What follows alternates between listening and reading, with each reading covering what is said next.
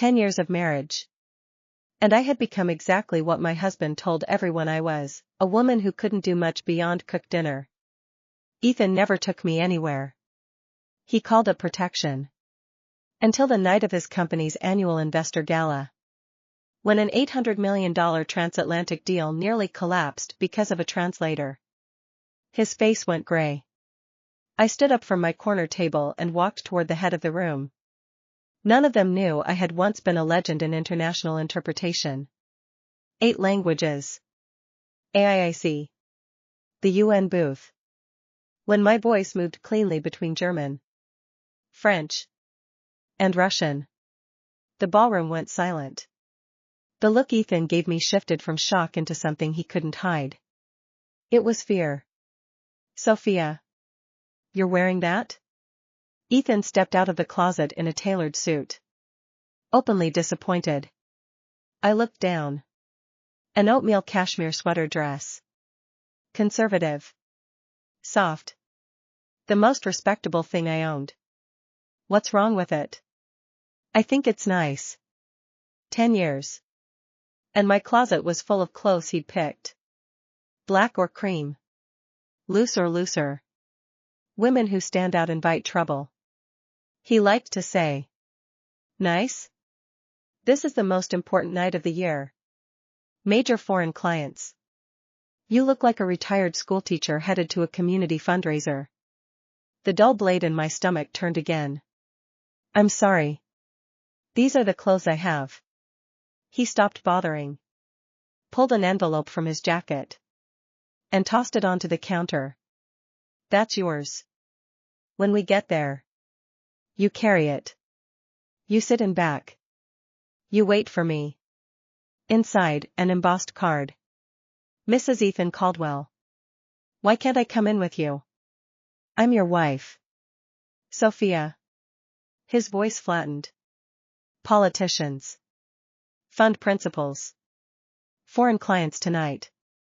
You sit. You smile. You don't talk. And you absolutely don't engage with the foreign guests. Your English isn't even fluent. I'm not having you embarrass me. The needle in my chest. My English isn't fluent. I looked at the back of him. My husband. CEO of Caldwell Global Holdings. The man who had spent 10 years convincing the world I couldn't do anything but roast a chicken. He was afraid of every party. Every flight. Any room that might contain someone who had known me before. Did you hear me? I heard you. He smiled. Came over. And patted me on top of the head the way you pat a dog. Good girl. Behave tonight and tomorrow I'll buy you that limited edition Le Creuset you've been eyeing. After the elevator hummed him down. I sat at the vanity. 35. Skin still good. Eyes empty. I opened the bottom drawer and slid a leather portfolio out from behind a sachet. Inside. A certificate. AIIC, International Association of Conference Interpreters. United Nations Office of Language Services. P5 Conference Interpreter. The headshot was a woman of 25. Lit from inside. At 25 I had worked the General Assembly booth at UN headquarters. 8 languages. The press called me a prodigy. At 26. I met Ethan. At 27. I gave it all up. He'd said he loved how uncomplicated I was. He'd said he wanted to take care of me. It hadn't been care. It had been a cage. I closed the portfolio and put it back. Tonight. I thought. I'm done being scenery. 2. The gala was on the top floor of the plaza. Ethan threaded my arm through his. The grip was less affection than custody. Less talking. More smiling. We hadn't gone 10 steps before Marcus Webb, his CMO, came at us with his hand out. Ethan. And, wait, Mrs. Caldwell? 10 years and we finally meet the woman in the flesh. Warm. Also taking my measure. Ethan laughed and stepped a half pace in front of me. Easy. Marcus. She's a homemaker. Don't scare her, she gets nervous in a crowd. You're being modest. Ethan. I can already tell she's the one keeping the whole operation running. His eyes had already slid past me to the woman who had appeared at Ethan's other shoulder. Vanessa Park. His chief of staff. Backless wine-red gown. Dark hair over one shoulder. More like his wife than I was. Ethan. Frankfurt just landed at the helipad. I'm heading down. A low, professional purr. Ethan dropped my arm. Good. Sophia. Find a seat. Don't wander. He walked off with her. Her hand on his sleeve. I stood where they'd left me. I felt nothing in particular. Vanessa had stopped being a discovery years ago. She's indispensable. She's like a sister. I had been a wife who didn't see for a long time. I knew exactly what tonight was. I had read every email Ethan ever printed and left in the home office tray. The deal was a strategic JV with Hessen Group AG. Headquartered in Frankfurt. $8 to $1,200 million. The principal was Klaus Reinhardt himself. Reinhardt had a stated policy, deal critical conversations only in his mother tongue. I went to the bar. Ordered a club soda with lime. And stepped back into the shadow of a column. Ethan was already in trouble. He was in the corner banquette beside Reinhardt, tall. White-haired. A face like a quarry wall. Vanessa hovered behind. Between them and Reinhardt sat the company's interpreter. Brian Holcomb. 26. Middlebury German. Sweating through his collar. Reinhardt's face was a closed door. I sipped my drink and listened. 3. The Hessen delegation was a small ecosystem. Reinhardt anchored it. To his left. Philippe Michel, French. Hessen's chief legal counsel. To his right. A quiet bearded man whose suit cut said Moscow. Behind them. An Italian and a Japanese consultant. Languages flicked between them like minnows. Nein. Das ist nicht richtig. Wir können dies Klausel nicht akzeptieren. Ihre Interpretation de force majeure ist fehlerhaft. Reinhardt's voice was clean and flat. No. That isn't right. We can't accept this clause. Your interpretation of force majeure is flawed. Brian went the color of skim milk. He leaned to Ethan and said. In English. He says they don't accept our force majeure clause. Which wasn't what Reinhardt said. There is a universal difference between we don't accept your clause and you have misunderstood the meaning of your own clause. Tell him this is industry standard. Ethan snapped. We've already given him our maximum concession. Tell him. Brian managed a stuttering string of German. The pronunciation was textbook. The vocabulary was wrong. When he finished. Reinhardt didn't reply. He turned to Philippe and said. In French. Le garçon ne sait même pas si tu as dit. The boy doesn't even know what he's saying. Philippe gave a small French shrug. My pulse started to climb. It hadn't climbed for anything in a long time. Vanessa leaned in and tried to take over in fluent business school English. Mr. Reinhardt. If I may. Our position has always been. Reinhardt held up one finger without looking at her. In German, we are discussing contract terms. Not pleasantries. Please use precise language. Her mouth opened and didn't quite close. The crowd had begun to notice. Heads turned. Conversations dropped a register. Caldwell looks rough. Who's the kid translating? You don't bring a kid to a Reinhardt meeting. If this falls through. The stock opens down 4 points Monday. Ethan walked off to the side and dialed his phone. Even from across the room I could read his lips. Larry. Larry. I need you here in 10 minutes. Contract German. Yes. Saturday, I don't care. Get in a cab. He stared at the phone. The call had ended. You don't summon a top-tier interpreter at 9:40 on a Saturday night. Reinhardt set down his glass and shifted forward. In calm German, Mr. Caldwell. I see no reason to continue this evening. Hessen has standards. I'm sorry. Ethan caught only the tone. His face went a hospital green. Wait, Mr. Reinhardt, please, 5 minutes, Klaus. Reinhardt smiled the way diplomats smile at people whose names they're forgetting in real time. He started to rise. I set the club soda down. I smoothed the cashmere down my hips. I felt every quiet dinner of the last 10 years. Every sentence I'd swallowed. Every Greenwich woman who had asked what I did and watched me say nothing really. It all gathered behind my sternum. I started walking. 4. Vanessa saw me first. Her head snapped around. Her eyes went sharp. She mouthed at me, don't. Ethan saw me a half-second later.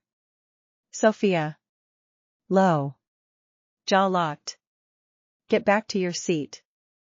Now. Did you not hear me? He was loud. The next banquet went still. Reinhardt. Mid-rise. Paused. I kept walking. I came to a stop in front of him. I didn't look at my husband. In clean Hanoverian accented German. Herr Reinhardt. Bitte Leben Sie mir. Michigan Aufrichtig zu entschuldigen. Mein Name ist Sophia Sutton Caldwell. Ich bin Ethan's Frau. Mr. Reinhardt. Please allow me to offer my sincere apology. I am Ethan's wife. The ballroom went quiet in concentric rings. Ethan's mouth came open and stayed there. Vanessa's color went out from under her foundation. Reinhardt looked at me a long second. His expression slid through surprise and into open interest. Frau Caldwell. Deutsch ist ausgezeichnet. Wo haben Sie gelernt? Your German is excellent. Where did you study? Thank you. Mr. Reinhardt. I spent some time as a visiting researcher at Goethe University in Frankfurt. Before that, I was a P5 conference interpreter at the United Nations. Behind me, Ethan made a sound that wasn't a word.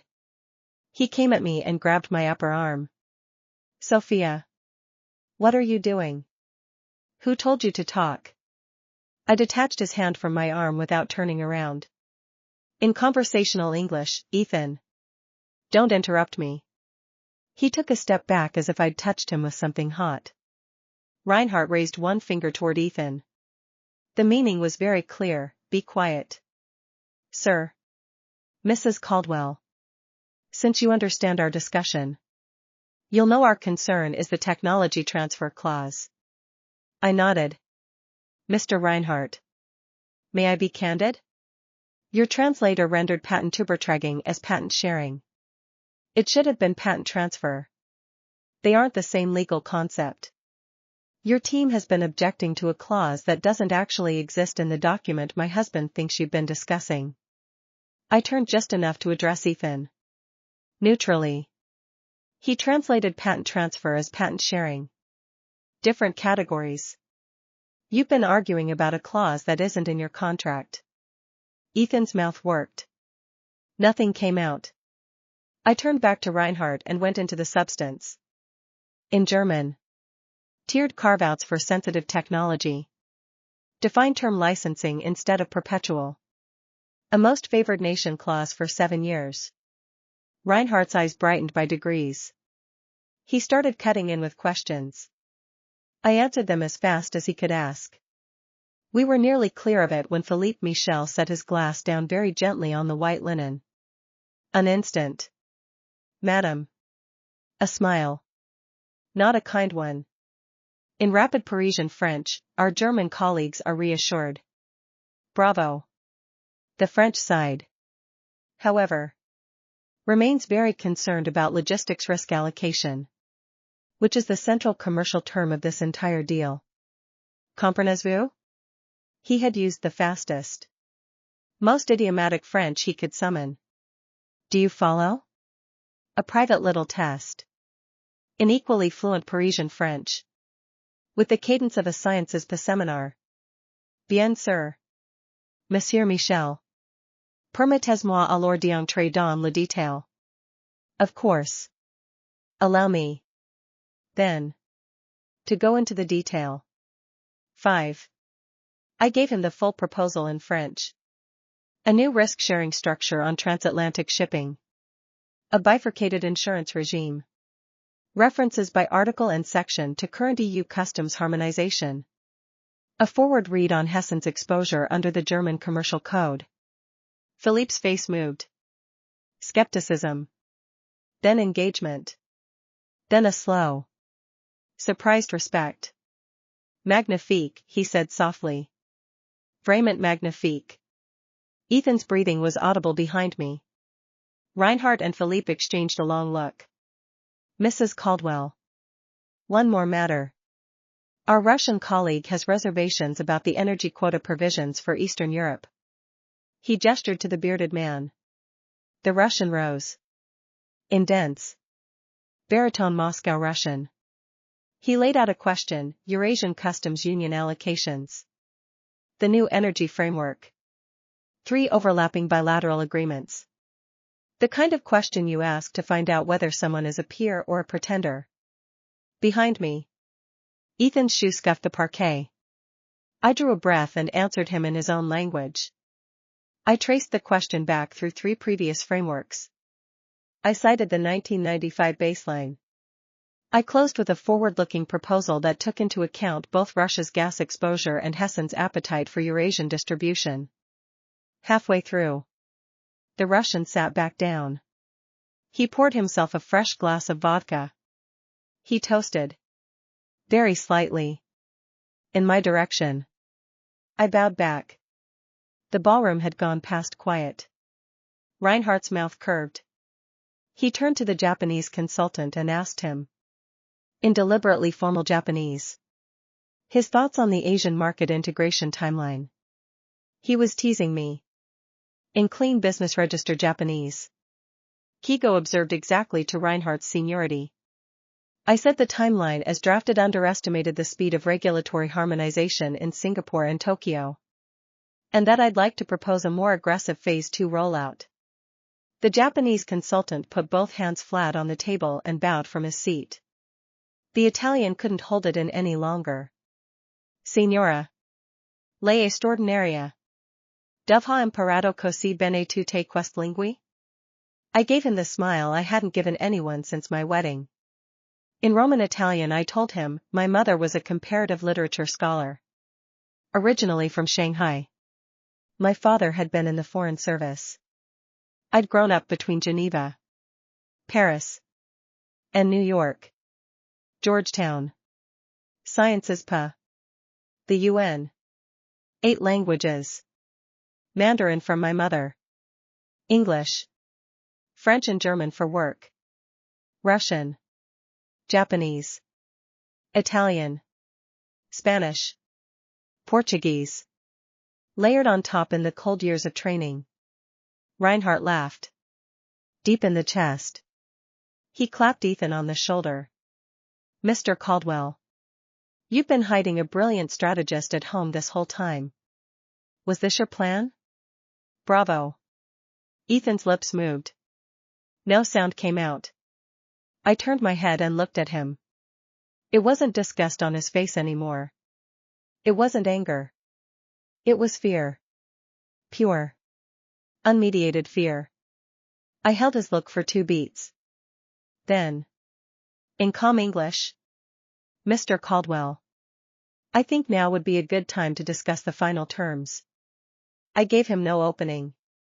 I turned back to Reinhardt and worked the rest of the negotiation. In 8 languages. Until every objection had been answered and the basic structure agreed. Ethan stood beside me through every minute of it. His face got worse and worse. The night he had spent a year building to be his coronation had become mine. 6. When Reinhardt and Ethan finally signed the term sheet, the room broke into applause. Ethan had won. He looked at the floor while he won. People came over. Not to him. To me. A senator's son. 2 managing directors from a competing fund. A woman from Sotheby's. They wanted to know who I was. Philippe walked across the parquet to me with his card pinched between 2 fingers. Madam. If you ever consider returning to professional life, our Paris office would be honored. Whatever your number is, call me. Reinhardt himself bent slightly to my level. Mrs. Caldwell. Your reading of the global landscape is wider than your husband's. I'd like to work with you directly. Soon. Neither of them looked at Ethan. When the crowd thinned, Ethan came at me fast. He took my elbow again. The same one. His thumb dug in hard enough that I knew there'd be a bruise. Sophia. What the hell are you doing? I waited until we were behind a column. I lifted his hand off my arm and set it down at his side. I helped my husband save his company. Didn't I? Helping me? His voice cracked. You did this on purpose. Why didn't you ever tell me you spoke 8 languages? I tilted my head. Ethan. You knew. He blinked. You met me at a UN fundraiser. You knew exactly who I was before our second date. You chose to forget. And then you required me to forget along with you. I shook my head. You weren't afraid of me. You were afraid that if I looked at the world for 10 minutes, I'd figure out you were ordinary. That's not, I was protecting you. Protecting me. So that I couldn't go to a dinner without permission. So that you picked out my clothes. So that you brought your chief of staff to every event a wife is supposed to attend. While I sat in a brownstone you don't even know I own. Vanessa. At the edge of my vision. Didn't move. Vanessa is a colleague. Ethan hissed. It doesn't matter what Vanessa is anymore. What matters is that for 10 years you used the smallness of small men to make me small. You called it love. You called it protection. And tonight. I'm telling you. Sophia is back. His face hardened. The fear stepped behind the curtain and the cruelty stepped forward. Sophia. Listen to me. Everything you have. Every cent. I bought. If you walk away from me, you leave with nothing. 10 years of you belongs to me. I looked at him. Ethan. You're wrong. I took the folded papers from my clutch. Wachtell letterhead on top. A divorce petition behind it. Signed 3 days earlier. Ready to file Monday morning at the Manhattan Supreme Court. Matrimonial part. I placed it in his hand. You think I've been doing nothing for 10 years? That's why I came tonight. Ethan. Not for you. Not to make you proud. I came because I wanted a clean exit. In front of every person who matters to your professional life. His pupils were blown. 7. Ethan. Did you really think hiding me made me invisible? I kept my voice low. People were going to start filming with their phones soon. I never stopped working. I worked from the brownstone. Remote. Conference interpretation. Contract translation for the State Department's Office of Language Services. 3 years on retainer at a private boutique in D.C. that handles Track 2 diplomacy. They preferred I stay quiet about it. So did I. I read your emails. Ethan. I read every term sheet you printed and left on the home printer. I knew Hessen had been on your desk since February. I knew about the patent issue in March. I have known for 9 months that you were going to walk into this room tonight and almost lose this deal. A muscle in his jaw twitched. And the reason you've never let me into your social life isn't only that you were afraid I'd outshine you. The deeper reason is that you spent 10 years using a housewife to cover for the fact that your firm doesn't have the international depth you tell people it has. As long as I was at home in Kashmir eating yogurt. The story held. He shook his head once. Hard. And the reason I came tonight, I said, was for me. The plaza was as good a stage as any. He tore the petition in half down my signature page. You, don't forget. The assisted living facility your mother is in. Your brother's Stanford loans. Those are my checks. You walk away and your family loses every cent. I let him say it. Then I took out my phone. Opened the banking app and turned the screen so he could see. 3 accounts. A Sutton Family Trust account that had been in my name since I was 21. The consolidated balance was higher than Caldwell Global's net income for the year. My mother's facility costs $11,600 a month. Ethan. I have been paying for it out of a Sutton trust. Your contributions to my brother's loans I let you keep because it kept your story coherent. Your story being coherent kept me safe in the meantime. He stared at the screen. There'll be a check on your desk Tuesday for every dollar you paid to my mother and to my brother. With interest. Wachtel already calculated it. You will never have leverage over my family again. He didn't speak. As for the brownstone. I let myself smile. It was bought before our marriage. The deed is in a Sutton Family Trust. The prenup we signed 2 weeks before our wedding, the one your guys assured you was a nothing document. The one you waved off, is ironclad. Kravitz drafted it. Premarital assets are mine. Income from premarital assets is mine. The brownstone is mine. Greenwich is mine. The estate is mine. None of it has ever been yours. His knees softened. He put a hand on the column. Sophia, I'm sorry. I was scared. Scared you'd leave. Forgive me. We start over. You want to work? I'll spin off a division for you. I'll make you president of it. Too late. Ethan. I let one corner of my mouth lift. You think I was just translating tonight?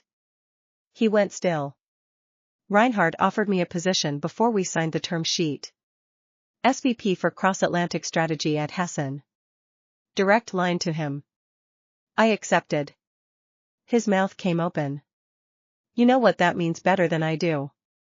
Hessen was Caldwell Global's largest counterparty.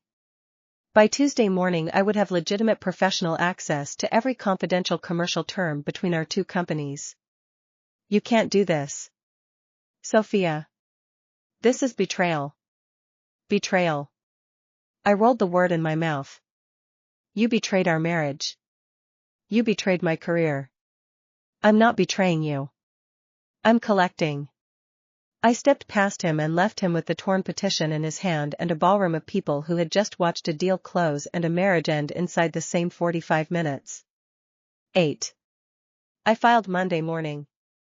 Ethan tried sweetness first. 2 evenings in a row he stood on the stoop of the brownstone in his overcoat. Holding flowers. Asking me to come down. I didn't. Then he tried threats. He had his lawyer send a letter alleging I'd taken trade secrets out of the company. I forwarded it to Wachtel with one line, handle this. The letter was withdrawn within a week. New York is a one-party consent state. I had recordings of every conversation in which Ethan had threatened me. His mother came next. Margaret Caldwell. 60. Greenwich Country Club Board. 2 Charity Foundation seats. She arrived on a Thursday afternoon with Chloe in tow. Chloe was 28. 80,000 Instagram followers. And her entire income came from a Caldwell family trust. She was wearing sunglasses indoors. Margaret marched into the parlor and turned on her heel. Sophia. Have you lost your mind? Has this family treated you so badly? 10 years of us feeding and clothing you. And the moment Ethan stumbles. You decide you've outgrown us? Chloe was warming up behind her. Honestly. Sophia. Just because you can speak some French at a party doesn't make you a strategist. Don't humiliate the family. I sat on the sofa with my hands in my lap and let them finish. Margaret. Chloe. Let me clarify a few things about this house. Margaret's chin lifted. This brownstone was purchased before my marriage. It is held in a Sutton family trust. Ethan has never been on the deed. He thought it was company titled. He was wrong. The two of them went very still. What did you say? I bought this house in 2013 with money I earned in the UN booth and from my own investments. The deed has been in my trust the entire time. Ethan asked me to keep the paperwork in his office safe. I kept notarized copies at a private bank. He never read them. He thought he didn't need to. Chloe's mouth flattened. You've been running some kind of con on my brother for 10 years. I haven't run a con on anyone. Chloe. I protected myself. There's a difference. I stood up. Before I married your son. Margaret. I had a career and a balance sheet that would have raised eyebrows in this family. I gave it up. For him. Now I'm taking it back. That's all. My phone rang. I let it ring twice. Then I answered. In front of them. In fluent German. Guten Morgen. Herr Reinhardt. Ja, ich bin verfügbar. Bezuglichter Caldwell vereinbaren müssen wir alle Klausel nu prüfen. Good morning. Mr. Reinhardt. Yes. I'm available. Regarding the Caldwell agreement. We'll need to review every clause. I made sure Caldwell agreement and review every clause came out cleanly. Margaret's face emptied. Chloe took her sunglasses off. I ended the call. You can both leave. If either of you contacts me again, my attorneys will pursue a harassment claim. I trust you can find your way out. Margaret pointed at me. Her finger shook. Whatever she was going to say didn't come. Chloe took her elbow and pulled her toward the door. Ethan's control had never been just over me. It had been over the entire family's understanding of me. Now the truth was rolling through that house like weather. 9. The financial press picked up the story by Friday. Translation prodigy Sophia Sutton resurfaces, takes senior post at Hessen Group AG. A public execution of Caldwell Global's reputation. The stock dropped 4% in a day. 2 board members called for an internal review.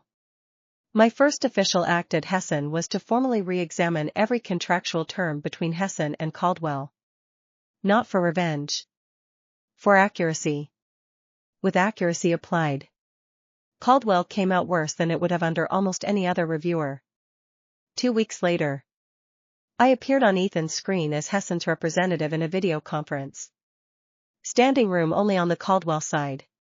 He looked older. Sophia. After the call. He had his assistant put through to my private line. Are you really going to take it this far? I'm doing my job. You weren't like this. You were warm. You were patient. You kept the house. Ethan. You didn't fall in love with a person. You fell in love with someone you could fold smaller and smaller. That wasn't warmth. That was suppression. Don't do this. 10 years. 10 years. I said. During which you used my silence to hide your weaknesses while you enjoyed every benefit of being married to me. That bill is now coming due. I told him I had figured out about Vanessa. She wasn't just your chief of staff. She was your eyes. Every dinner I went to. Every friend I called. Every grocery delivery, she reported back to you. He didn't deny it. I admit it. His voice broke. I was scared. I was scared if you saw the world you'd see I was ordinary. I already see it. Ethan. I gave him 3 days to sign the divorce settlement my lawyers had drafted. Failing that, I would deliver to the Caldwell board the documentation I had assembled over several years on certain related party transactions and certain expense items routed through Vanessa's department. He understood. Of course he did. 10. 3 days later. In our lawyers' offices. We signed. Ethan lost more than he'd expected. Me. The brownstone. Greenwich. The Aspen House, bought. On inspection. With funds traceable to my trust. After I quietly delivered the related party documentation to Caldwell's audit committee. The SEC opened a preliminary inquiry. The board moved a vote of no confidence. Ethan resigned as CEO. The stock fell another 9%. Vanessa was terminated for cause. There was talk of charges. Last I heard, she was in Miami.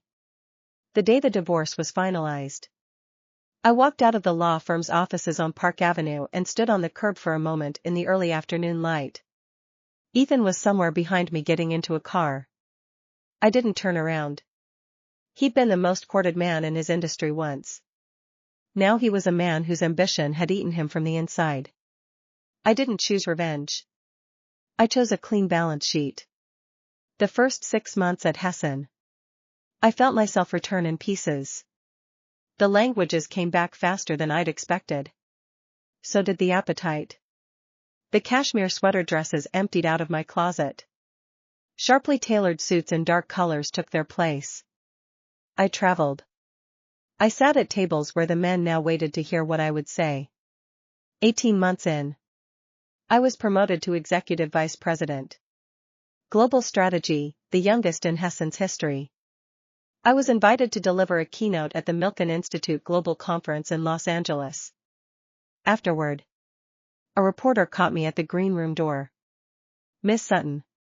After 10 years out of public view. You've returned to the top of the field very quickly. What's the secret? I smiled. It's simple. Don't ever let anyone else define your value. And don't ever stop reading.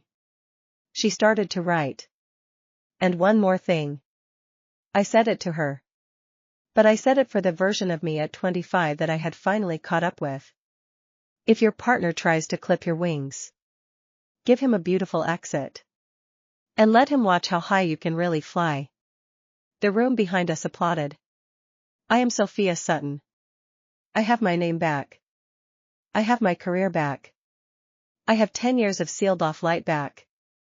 And a life that is finally my own. The new one is just beginning.